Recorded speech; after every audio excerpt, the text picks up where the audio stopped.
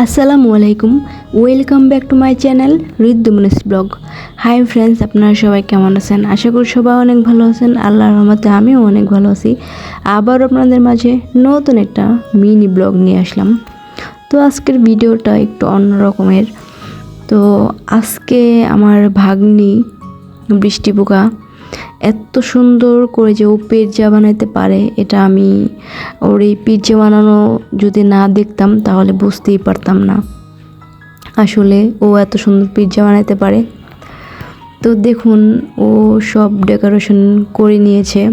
আর ওর pizza বানানোটা মানে এত সুন্দর আর খেতে এত সুস্বাদু, মানে আপনি খেলে বুঝতেই পারবেন না যে এটা মানে ঘরোয়া পদ্ধতিতে বানানো হয়েছে নাকি রেস্টুরেন্টে বানানো হয়েছে।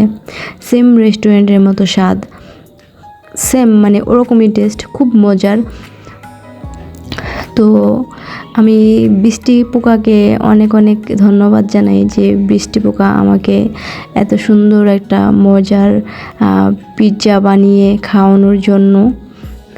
তো এই তো এখানে ও সব কিছু করে নিতেছে, চিজ, তারপরে ক্যাপসিকাম, গাজর, চিকেন সব কিছু করে এই তো আমাদের পিৎজা কমপ্লিট হয়ে গেছে। দেখুন এখন স্লাইস করে নিতেছে। খুব সুন্দর দেখতে, যেরকম সুন্দর লাগতেছে লোভনীয় লাগতেছে, এটা খেতেও খুব টেস্টি হয়েছে। তো আমরা মানুষ 4 জন ছিলাম, সেজন্য পিৎজাটা 4 ভাগ করে নিয়েছে।